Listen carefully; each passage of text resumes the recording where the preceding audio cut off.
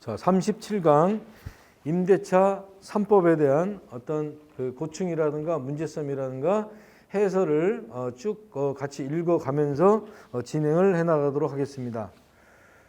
자, 여기서 우리가 전월세 상한제가 나와 있고요. 그죠? 그 다음에 계약갱신 청구권이 나와 있고, 그렇지. 똑똑해. 오케이. 전월세 신고제가 나와 있죠. 그죠? 지금은 현재는 임대차 입법이 지금 실행 중이고, 나머지 3법은 6월 1일 날 이제 다 신고하는 개념으로, 그러면 거의 간이가세자가 없어지고 일반가세자가 될 것이다. 다 신고를 해야 되니까. 신고한다는 얘기는 뭘 해준다는 얘기야? 세금 계산서나 현금 영수를 떼어줘야 된다는 얘기야. 그러니까 국가 입장에서 보면은 확실하게 하겠다는 얘기가 되겠죠.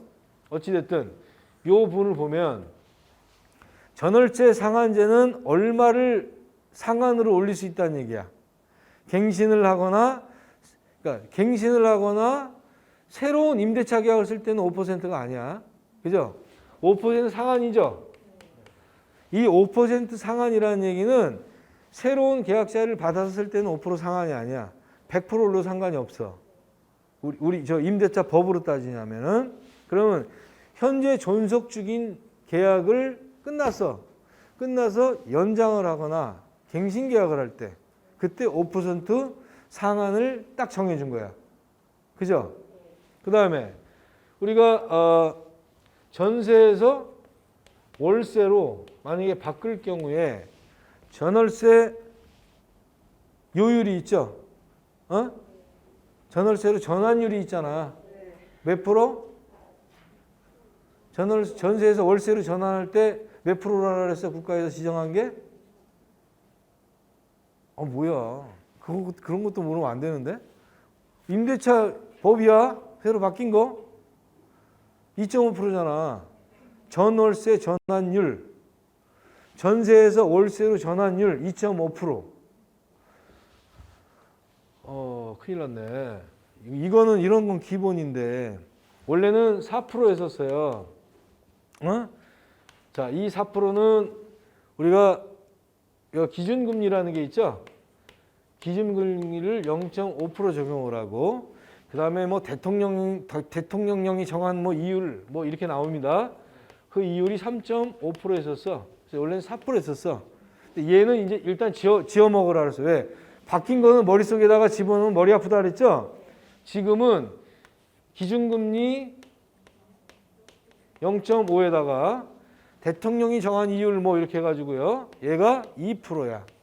그래서 2.5%로 전세에서 월세로 하는 전환 비율, 전월세 전환율 이겁니다. 이게 2.5%야. 기준금리라는 거는 변화할 수 있어요, 없어요? 변할 수 있다는 얘기는 2.5%의 못을 박는다는 얘기, 안 박는다는 얘기야. 그치? 얘는 변할 수 있는 얘기니까 만약에 기준금리가 0.6이 됐어. 그러면 2.6이 되는 거지 뭐야. 그죠? 기준금리가 변함에 따라서 얘도 따를 뿐이 올라가거나 내려갈 뿐이지만 현재는 2.5%라고 생각하면 되시겠어요.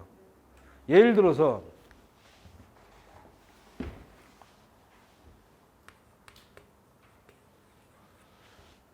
4억에 전세를 살고 있었는데 갱신을 하려고 해요. 그러면 이 주인은 5% 올릴 수 있는 권리가 있죠. 자, 그럼 5% 올려봐요. 그건 얼마야? 4억 2천이지? 4억 2천이야. 그럼 보증금 4억 2천까지 올릴 수가 있죠. 주인이 이걸 갖다 월세로 전환한대. 5% 올려야 되잖아. 일단 올리고 4억 2천에 대해서 월세로 전환을 한대. 그래, 그럼 해봐. 자, 5% 올렸으니까 주인이 나는 이거 보증금 필요 없으니까 월세로 받아서 할래. 그리고 월세를 받기를 원한단 말이야. 예를 들어서 그럼 1억이라는 보증금을 책정을 했을 경우에 3억 2천이라는 돈이 남네? 3억 2천 원이 아니라 10,000원이죠? 그래 안 그래? 여기까지 이해됐죠? 5%를 인상할 권리가 있으니까 5%를 인상을 했는데 주인이 나 월세 전환을 할래 했단 말이야. 그죠? 자, 그러면 이 3억 2천만 원에 대해서 월세로 전환을 시켜야 될 거 아니야. 그죠? 그러면 아까 전 월세 전환율이 얼마라 그랬어요? 2.5%라는 얘기는 백분율로 하니까 0.025가 되겠네. 그죠? 곱하기 0.025. 그래야 띵띵 2.5가 되는 거 아니야. 그죠? 그러면 얘를 갖다가 3억 2천만 원에 대해서 0.025%를 적용한다 그랬잖아. 전월세 전환율이. 그럼 얘를 곱하면 2, 3은 6, 2는 4, 640에다가 5, 3, 15, 5, 20, 800만 원 되네. 그죠? 800만 원이 세라는 얘기야.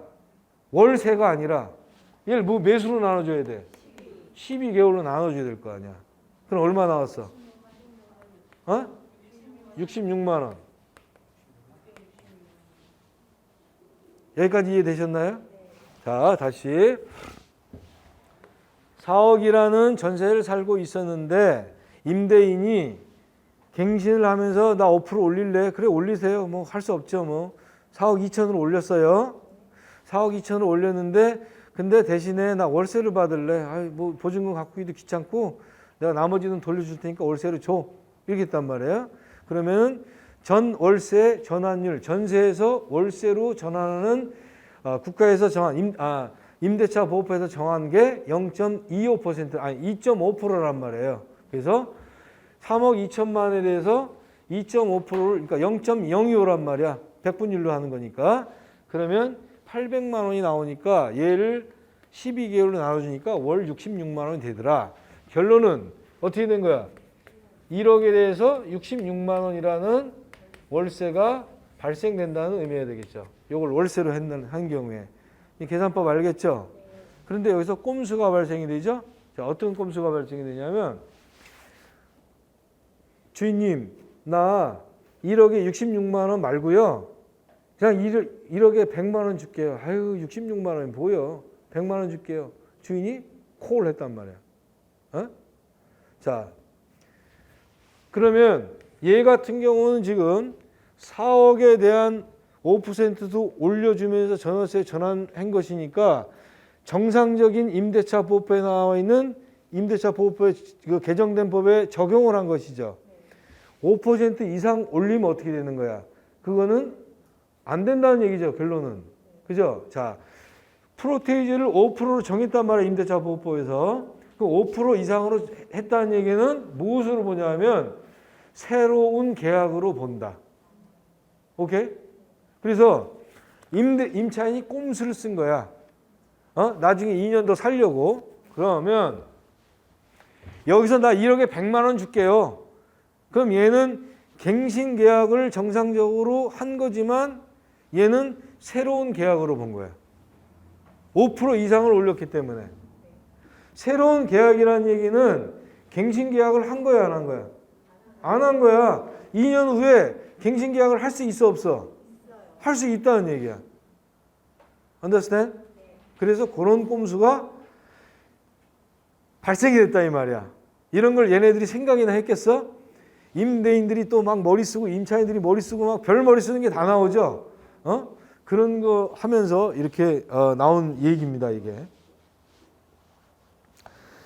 자, 그 다음에 계약갱신 청구권은 뭐 여러분들이 아다시피 2년 플러스 2년으로 살고 있다는 얘기인데 그 내용은 거기에 나와 있는 설명을 같이 설명을 진행을 하면서 설명을 진행하는 걸로 하겠습니다. 344페이지부터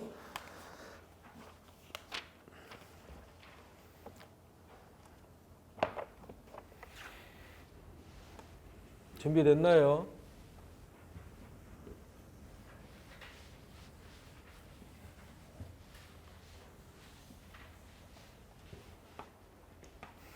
344페이지 하나하나씩 읽어가면서 해설을 곁들여서 설명할 테니까 잘 들으시기 바랍니다.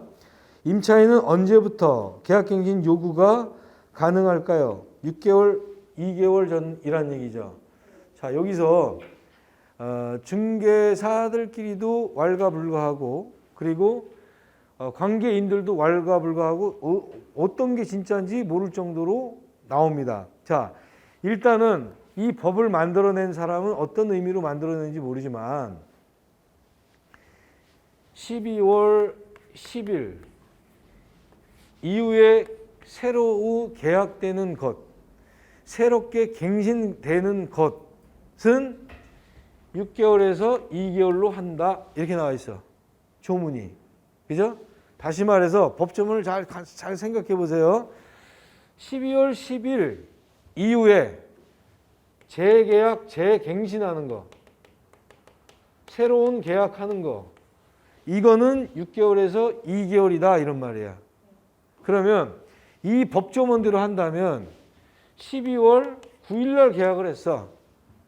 그럼 12월 10일과는 거리가 떨어진 거죠. 그럼 얘 같은 경우에는 이 법조문으로 한다면은 전에 것과 마찬가지 6개월에서 1개월이야. 이 의미로 보면은. 그죠? 어떤 분들은 이거다. 어떤 분들은 이거다.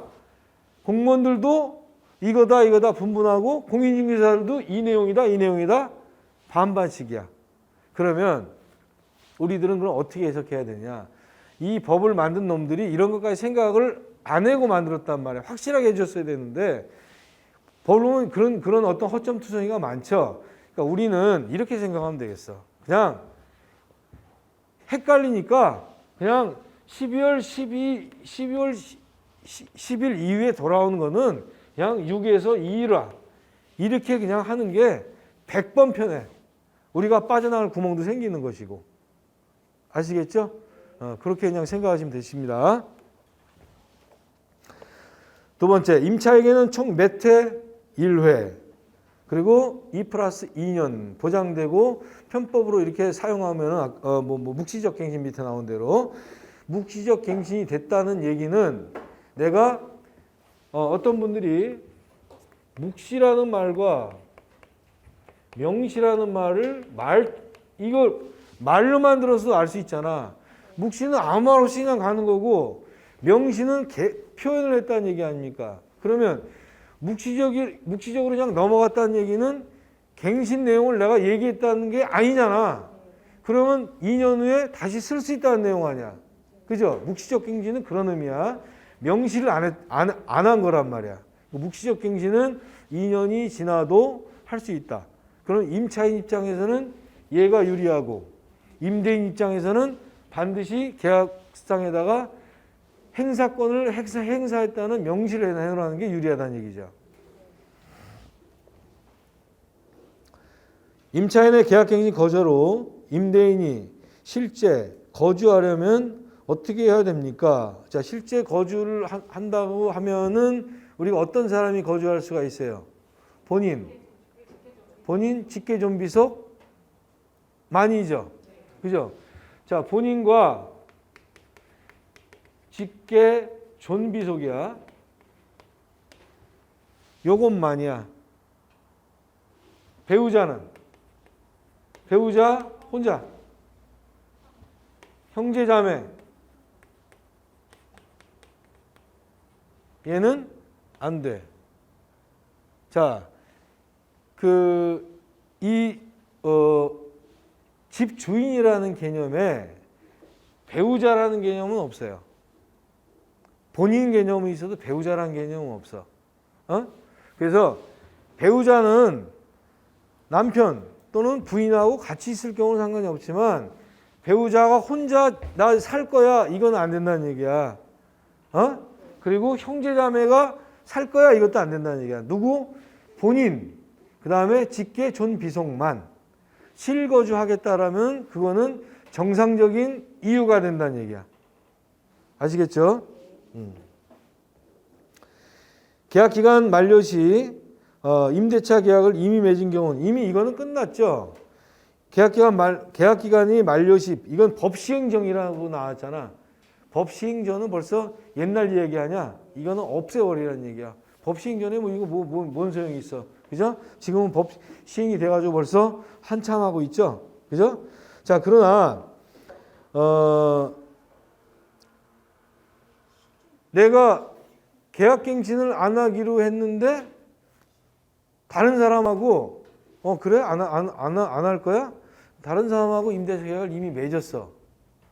그리고 맺었는데, 지금 6개월에서 요 사이에 2개월 사이에 걸쳐 있는데 나 계약갱신 안 할래요. 통보를 했단 말이야. 그러니 임차인을 새로 구했어, 주인이. 그러니까 계약을 했어. 그다음에 살 집이 없네. 요 기간에 걸쳐 있는 거야. 계약갱신 할래요. 이렇게 된 상황이란 얘기야. 그러면 이거는 이거 보호받을 수 있냐 이 말이야. 계약갱신 기간 안에 있다 하더라도 이 사람은 어떻게 돼 그러면? 그죠? 이 사람을 새로운 계약을 한 사람을 보호하기 위해서 이거는 번복하는 거는 안 된다 이런 말이야. 아시겠죠? 임대인이 계약 만료 6개월에서 2개월 전까지 이미 갱신을 거절할 때에는 어떻습니까? 갱신을 거절했대. 이 사이에 갱신을 거절했는데 거절 사유가 충분하지 않다는 건 뭐야? 실거주가 아니라면 실거주가 아니라면은 나 계약갱신 이거 사용해서 살 거예요. 이러면 된다 이거야. 주인 입장에서는 내가 실거주가 아니라면은 그걸 거절하지 못한다는 얘기야. 그러니까 그 의미는 그러니까 임대인이 이미 갱신을 거절했다 하더라도 임차인은 계약갱신 요건을 사용 가능하다. 왜?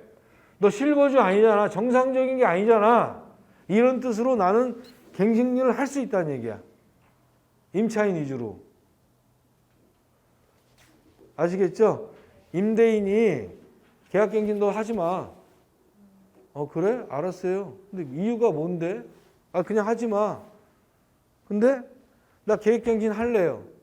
이래도 된다 이 말이야. 왜? 실제 이 사람이 거주한다 그래서 정말로 실제로 거주한다 그러면 계약갱신을 못해. 그러나 그런 사유가 아니라면 나 거주할래요. 어쩔 거야. 이래도 된다는 얘기야.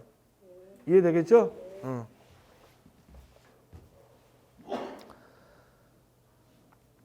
법 시행 이전에 여러 번 100번을 연장한 상태인데 할 수 있습니까? 할 수 있다는 얘기야. 지금 법 나온 거는 한 번에 계약갱신 청구권을 사용할 수 있다 그러잖아. 지금 내가 2년씩 10번을 해가지고 20년을 여기 살고 있어. 너 오래 살았으니까 나가라가 아니라 한 번은 할 수 있다 이 말이야. 계약갱신 청구권을. 오케이? 다음 장.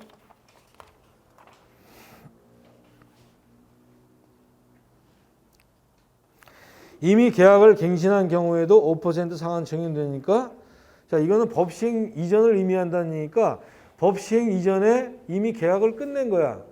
그러면은 이 사람은 100% 인상을 했는데 그 다음에 법 시행이 나온 거야. 그럼 95%를 받을 수 있냐 이 말이야. 그건 아니라는 얘기죠. 법 시행 전에 일단 계약을 한 거니까 그건 납두고 나중에 2년 후에 5% 인상 그때만 5%가 된다는 얘기야.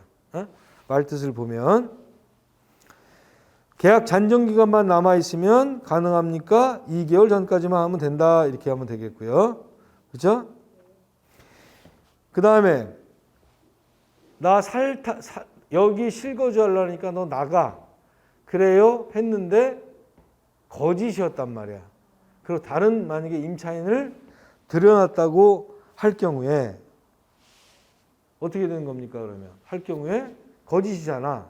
그럼 거기 나온 대로 기존 세입자에게 받던 임대료 3개월치 또는 집주인이 새로운 임대료와 차액의 2년치 그 다음에 입은 손해액 중에 가장 높은 금액으로 전에 살던 임차인이 임대인에게 손해배상 청구를 할 수 있다는 얘기야.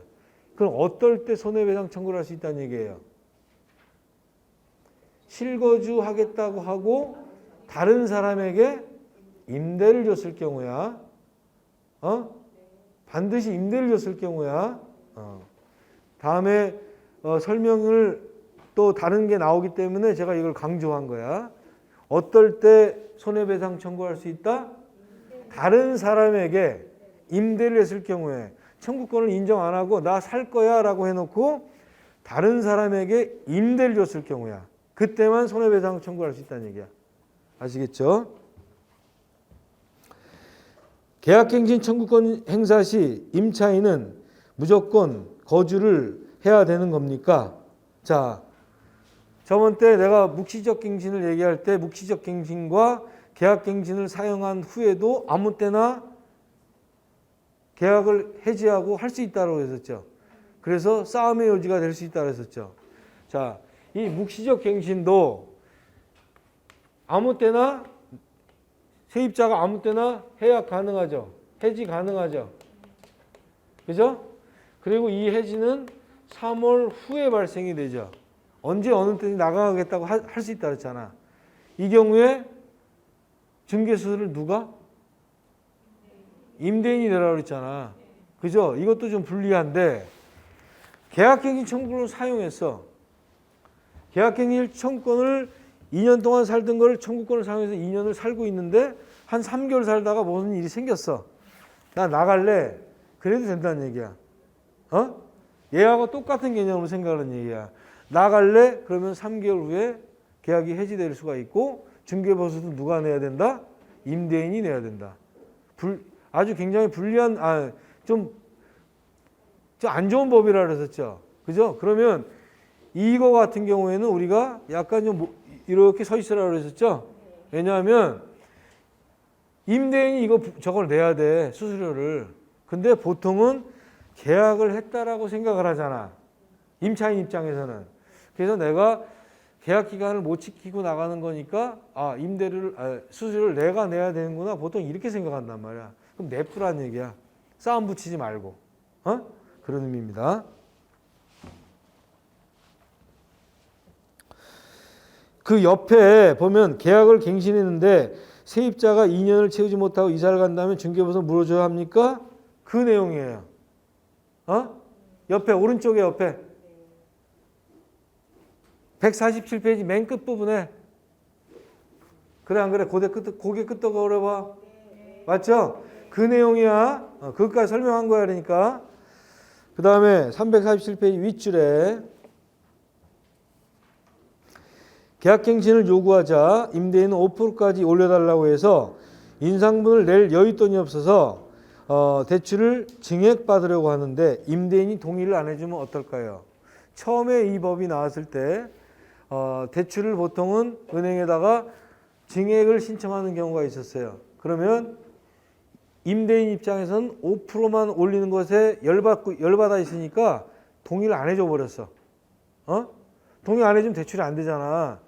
그래서 문제가 되기 시작하다 보니까 그러면 금융위원회에서 은행에다 전화를 다 한 거야. 통보를 한 거야. 야, 그거 임대인 동의 필요 없다. 그냥 통보만으로 해결해. 이렇게 된 거야.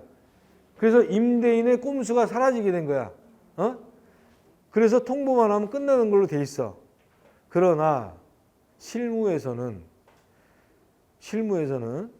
은행에서 증액해서 대출을 받으려면 계약서를 들고 가야 돼. 새로운 계약서를.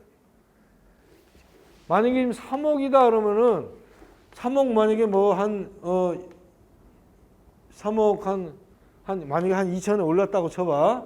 그러면 이 계약서 된 걸 가져가야지 은행에서 증액을 해주지. 이 전에 있는 계약서를 증액했습니다. 돈 빌려주세요. 그러면 안 빌릴 거 아니야. 그래서 은행에서는 계약서를 써갖고 오란단 말이야. 그럼 계약서를 누가 써줘야 돼? 그러니까 동의가 필요한 거야, 안 필요한 거야? 결론은 필요한 거야. 이 새끼들이 골 때린 놈들이라니까. 그리고 동의가 필요 없어도 된대. 실질적으로 동의가 필요한 거야. 아시겠죠? 얘네들이 그런 머리가 안 돌아가나 봐. 그래서 일단은 동의가 필요하다고 생각하시면 되겠어요. 임대인이 실거주 목적으로 갱신을 거절해 놓고 집을 매각한 경우 손해배상이 될까요? 이렇게 나왔습니다. 그죠? 자, 조금 아까 내가 손해배상 청구 대상은 실거주를 한다고 해놓고 다른 사람한테, 지금 여기서 나온 건 임대차 보호법이죠. 임대차 보호법에 나와 있는 거는 다른 사람한테 임대를 할 경우라 그랬어요. 그럼 내가 다른 사람한테 매각을 했어. 그러면 그 경우에 임대차 보호법에 나와 있는 손해배상 청구가 가능해? 아니요. 안 가능하죠. 이해되시겠어요? 지금 임대차 보호법에는 다른 사람한테 임대를 놓을 경우에 손해배상 청구를 아까처럼 3개월치 아니면 차액의 2년치 이 내용이란 말이야. 이 내용을 가지고 손해배상 청구를 할 수 있다라고 나왔어요. 그렇죠? 그런데 이 사람은 살겠으니까 계약갱신을 거절해 놓고 다른 사람한테 임대차를 놓은 게 아니라 팔아버렸단 말이야. 그럼 지금 나와 있는 임대차 보호법에는 손해배상 청구 대상이 아니죠. 네. 그러죠? 네. 그러면 어떻게 하느냐? 그러니까 민법으로 가면은 불법 행위에 대한 손해배상 청구할 수는 있어요. 임대차 보호법에 안 나왔으니까 민법으로 가면 되잖아. 특별법으로. 그죠? 그 민법으로 간다면 민법을 걸어서 불법 행위에 대한 손해배상 청구는 할 수 있지만 그걸 일일이 다 입증을 하려면 힘들죠. 그러니까 불가능하다는 얘기야. 결론은. 그래서 따지고 보면 임대차 보호법에 나와 있는 것은 다른 사람에게 임대를 줬을 경우에 불법 행위에 대한 어떤 손해배상 청구가 가능하지만 매각을 했을 경우에는 매각한 사람이 다른 사람한테 임대를 주든 내가 살든 나하고는 아무 상관이 없다는 얘기야. 그죠? 그러니까 내가 손해배상 청구 대상이 아니라는 얘기야. 이해되시겠어요?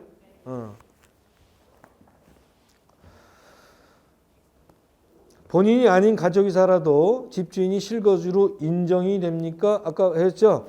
본인과 직계 존비속은 허용하되 배우자 또는 반계혈족은 안 된다라고 얘기했고요. 배우자는 집주인의 범위에서 벗어나 있다. 배우자 혼자만은 집주인의 범위에서 벗어나 있는 거예요. 아시겠죠? 5% 상향은 언제 적용됩니까? 계약갱신 청구권 행사 시에 사용할 수가 있다. 그러면 청구권을 행사를 안 하면 5% 이상 계약도 가능하죠. 나 계약갱신권 청구 안 할게요. 그냥 5% 이상 해도 상관없어요. 아까처럼 1억에 66만 원인데 1억에 100만 원으로 그냥 5% 이상 해도 상관이 없어요. 대신에 그 계약은 뭐가 된다는 얘기야. 새로운 계약으로 보고 2년 후에 2년 계약갱신 청구권을 사용할 수 있다라는 의미다. 아시겠죠? 그 다음에 넘어가면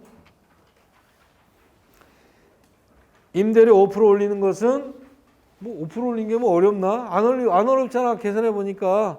그죠? 그렇게 계산하면 되겠고 아니면 홈택스 뭐 들어가서 해보라는 렌트홈 들어가서 해보라는 얘기예요. 그 다음에 집주인이 실거주를 한다며 세입자를 내쫓은 후에 세입자를 다른 사람들을 들일 수 있는데 이런 경우는 누가 확인할 수가 있겠습니까? 라는 내용에서 우리가 전에 이 어떤 거주자를 갖다 띄워볼 수 있는 관계인 같은 경우에는요, 보통은 임대인하고 그다음에 임차인하고 그다음에 뭐 저당권자 이 사람만이 거기에 누가 어떻게 들어가 있는 그 전입신고 되어 있는 걸 띄워볼 수가 있어요. 이 사람이 관계인이었었어. 띄워볼 수 있는 근데 지금은 여기에 뭐가 플러스가 되냐면 전에 살던 전 임차인 갱신계약으로 못하고 쫓겨난 임차인 전 임차인까지 이 전입신고 내용을 열람할 수가 있어요. 그러니까 지금은 이 사람까지 관계인에 포함이 된 거야. 그렇죠? 전에 같은 경우는 이 사람 포함이 안 돼 있어서 알아볼 수 있는 방법이 없는데 지금은 어떻게 알아봅니까? 얘가 그냥 알아봐서 전입 열람하면 되는 거야. 그래서 이것들이 다른 사람한테 임차를 해놨네? 그러면 손해배상 청구를 할 수 있다는 얘기야. 이해되셨죠? 다음에 법 시행 이전 집주인이 바뀌고 기간이 남은 임차인은 계약갱신 요구가 가능합니까? 시행 이전에 뭐 주인이 바뀌었다 그러면은 뭐 가능할 수 있다는 얘기죠. 그죠? 시행 이전이니까 요거는 별 의미가 없는 내용이고요. 임차인이 거주 중인 주택은 매도를 못 하나요? 매도 못 하는 게 어디 있어? 사유재산인데 할 수는 있다는 얘기야. 그렇죠? 그러나 매도를 할 때 그거 나눠준 거 그거 설명해야 되겠다. 그럼 여기서 설명할게요. 2월 13일부터죠? 2월 13일부터죠? 네, 날짜까지 정확히 기억 못해. 2월 13일 맞죠? 2월 13일부터 확인 설명서란에 그거를 기재를 해야 됩니다. 어떤 걸 그게 무슨 내용이냐 하면은 지금 집을 팔려고 하는데 내가 매도를 하려고 하는데 매수자 입장에서는 그냥 덜컥 사버리면 안 되잖아. 내가 실거주 할 건데 실거주 할 건데 이 양반이 6개월에서 2개월 사이에 걸쳐 있는 그 기간이야. 이 임차인이. 그럼 내가 덜컥 사면 얘는 아직 내가 명의 이전은 안 끝나고 다 안 끝난 상황 아니야. 그죠? 그럼 그 상황에 있었을 때 나 계약갱신 할 거예요 얘기를 하면 내가 이를 샀다 하더라도 내 실거주를 못 하는 거야. 이해되나요? 다시 한번. 이 임차인 6개월에서 2개월 사이 이 기간에 있어. 이 기간에 있는데 그냥 아무 생각 없이 나 실거주 할 거니까 나 집 살래라고 이 집을 매수를 했단 말이야. 그럼 매수를 하는 과정 중에 이 임차인이 나 갱신계약 할 거예요. 이러면은 이 사람이 매수를 했다 하더라도 실거주를 못 한다는 얘기야. 그럼 내 집을 내가 사서도 못 들어가는 결론이 많이 생겨가지고 지금 이렇게 교정 작업이 들어간 거죠. 그죠? 자, 그러면 집을 살 때는 이 기간에 매수인이 걸쳐 있는 사람이라면 이 사람이 갱신권을 사용했는지, 사용할 건지, 안 할 건지 이런 부분을 조사를 해서 해야 이 사람이 살 수 있다는 얘기죠. 그래서 거기에 내가 해설을 해놓은 거는 기행사라고 나와 있었죠. 기행사라는 얘기는 집을 지금 하려고 하는데 이미 이 사람은 행사를 한 상황이에요. 계약갱신권을 사용해서 지금 살고 있는 거예요. 그럼 앞으로도 멀었네. 지가 만약에 매수를 해가지고 실거주 하려면 아직도 멀었잖아. 그죠? 그럼 못 사겠네. 이렇게 되겠죠. 그 다음에 행사한다. 그러면 이 기간에 걸쳐 있어서 나는 계약갱신권을 사용할 겁니다. 임차인이 이렇게 얘기한 거야. 그러면은 내가 실거주할 사람이라면 사면 돼, 안 돼? 안 된다는 얘기지. 그럼 그 집도 못 사겠네? 안 산다는 얘기야. 그죠? 불행사하게 됐다. 이 기간에 속해 있지만 저는 딴 데 분양을 받아서 글로 가야 돼요. 행사 안 할 거예요. 진짜야? 네. 진짜냐고? 네. 진짜야? 번복할 수 있잖아. 자, 일단 진짜라고 믿고 그러면 얘는 내가 실거주 할 거니까 해도 되죠. 그죠? 자, 그러면 이 매도인의 말만 믿으면은 돼, 안 돼? 매수인을 불러다 놓고 그럴 것이냐? 내가 여기 실거주 할 건데 이거 만약에 반복되면 큰일 난다. 나 좀 어디 갈 데가 없다. 오케이. 확약서 하나 쓰자. 그래서 매도에 동의하며 매수자가 실거주하는 걸 인정하여서 본인은 계약갱신 청구권을 청구하지 않기로 확약을 합니다. 이렇게 확약서를 받아놓는 거야. 그러면 이 사람이 자기가 만약에 이런 걸 안 써줬다면 이 사람이 집을 안 샀을 거 아니야, 얘를. 그런 걸 써줬고 확약을 했기 때문에 샀잖아. 그러니까 인정이 되는 거야. 아시겠죠? 그렇게 하면 되고, 아직 확인이 안 됐어. 자, 미확인이 됐어. 미확인이라는 얘기는 여기에 걸쳐 있는 게 아니란 얘기야. 이쪽에 걸쳐 있다는 얘기야. 아직 안 왔다는 얘기야. 이 기간 사이에 안 왔다는 얘기가 되겠죠? 그러면 이 기간이 오기 전에 내가 등기를 다 마쳤을 경우에 등기를 다 마치면 되잖아. 이 기간 사이에 안 걸리게끔. 그죠? 이 경우 여기에 들어가지 않게끔 등기를 마치고 난 다음에 계약갱신 사용하든지 말든지 나는 살 거니까 나는 실거주 한다면 안 돼. 나 실거주 할 거야. 이러면 되는 거 아니에요. 오케이? 그러니까 이 미확인이라는 얘기는 여기에 걸쳐 있다는 얘기야. 그러니까 빨리 등기를 내 이름 앞으로 하고 나 실거주 할 거라고 막아버리면 되는 거죠. 이해되시겠어요?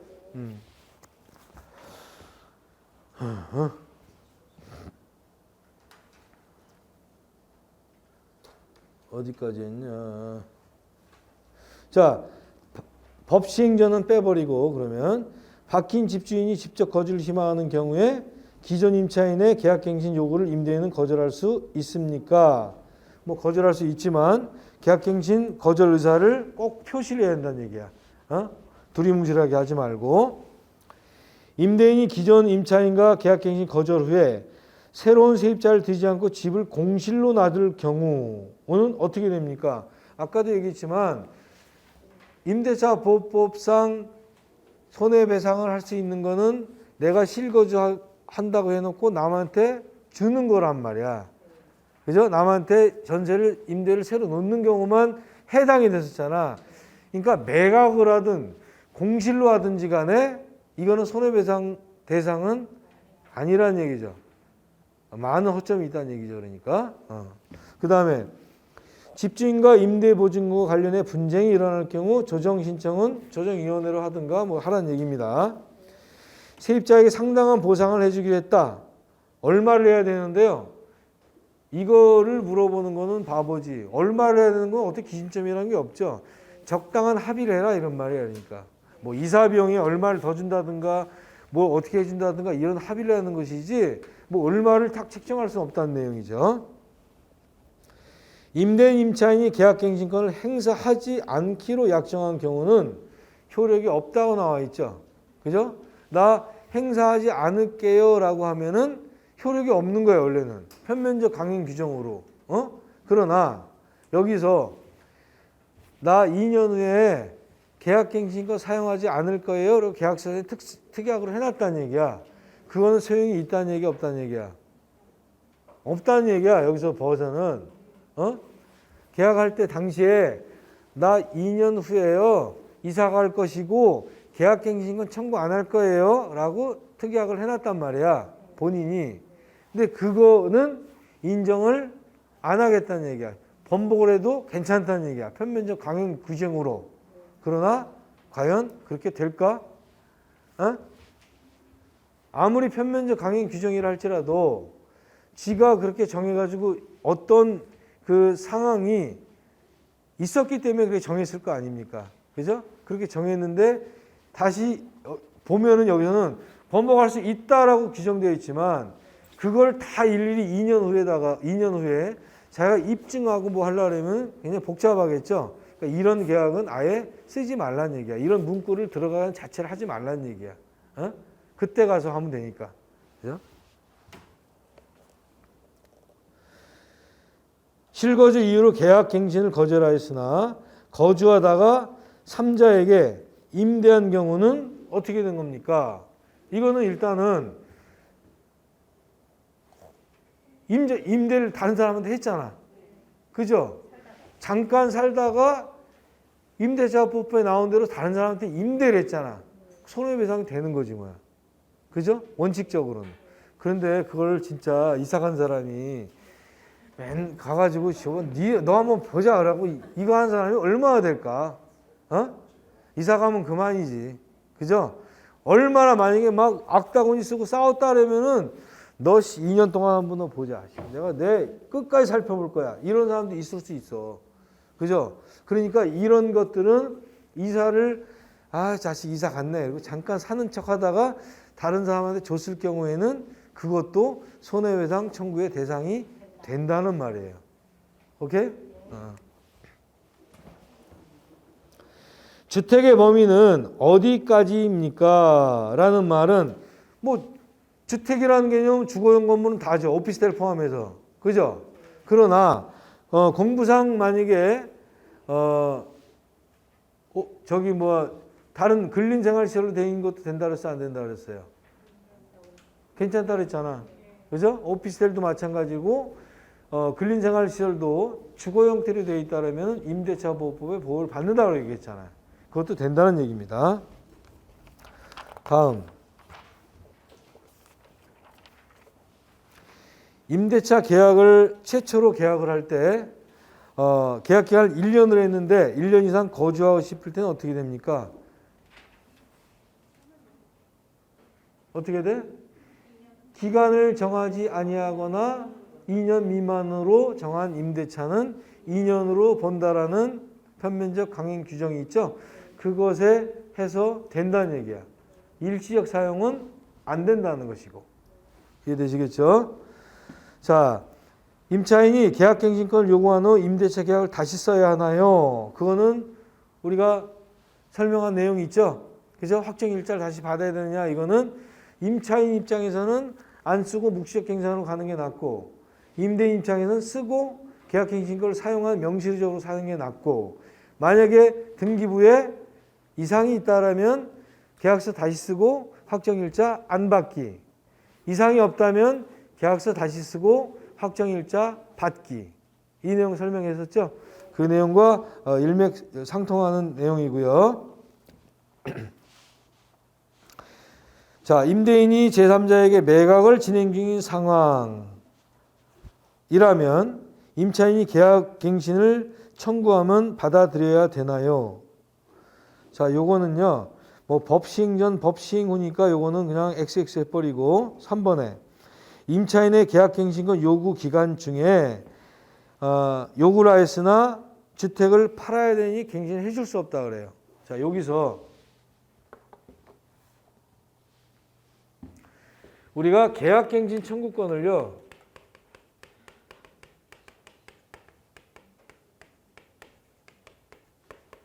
형성권이라는 걸로 봅니다. 형성권이라는 것은 내가 뭔가를 딱 시도를 했을 때 바로 형성이 된다는 권리야. 그러면 이 계약갱신 청구권은 나 주인님아 나 이 집에서 2년 동안 너 살 거야 라고 통보를 해갖고 도달이 딱 되는 순간 이 계약갱신 청구권은 형성이 돼버린 거야. 그래서 계약갱신 청구권은 형성권이라고 합니다. 내가 말을 나 살 거야 주인아 이 말이 도달되는 순간 계약갱신 청구권이 끝난 거야. 형성이 된 거야 이미. 아시겠죠? 그래서 어쩌고 저쩌고 뭐 지금 나와 있는 대로 팔아야 하니 갱신해 줄 수 없다 이런 건 통하지가 않는다는 얘기야. 내가 이거를 가지고 있는 한 주인아 나 2년 동안 살 거야 라고 딱 말을 건네가지고 이 사람이 딱 듣는 순간 형성이 된 거야. 그래서 계약갱신 청구권은 무슨 권이다? 형성권이다. 아시겠죠? 그래서 무조건 이건 거절을 못한다는 얘기입니다. 팔아야 되니까 뭐 어쩌고 이거는 개소리 하지 마라 이런 뜻이야. 법인이 임차인인 경우 주택임대차 법이 적용됩니까? 법인은 적용되지 않습니다. 다만 LH나 SH나 이런 거 뭐 이런 거 같은 경우에는 공공임대주택 같은 경우는 그것도 법인이죠. 그런 거 같은 경우는 허락을 해준다는 얘기야. 나머지는 안 된다는 얘기입니다. 별도의 방식이 존재합니까? 꼭 서면으로 해야 한다는 말은 없어요. 전화를 하든 인터넷으로 하든 이메일로 하든 상관이 없지만 안 받다면 그만이니까 일단 얘는 내용 증명 뭐 서면으로 하는 게 가장 좋다는 의미가 되겠죠. 그죠? 임차인이 계약 기간에 맞춰 나가기로 했으나 번복하고 계약갱신 요구권을 행사할 수 있습니까? 있다는 얘기예요. 다만 있는데 나 안 갈게요. 아니 계약갱신 안 할게요. 그렇게 해서 임차인을 새로 구했단 말이야. 구해서 계약을 했단 말이야. 그 경우에는 번복이 안 된다는 얘기예요. 네가 그렇게 해서 내가 임차인을 구했지 않느냐. 이 사람을 보호하기 위해서 계약갱신을 그때는 할 수가 없다는 얘기야. 사람을 구하기 전까지는 가능해요.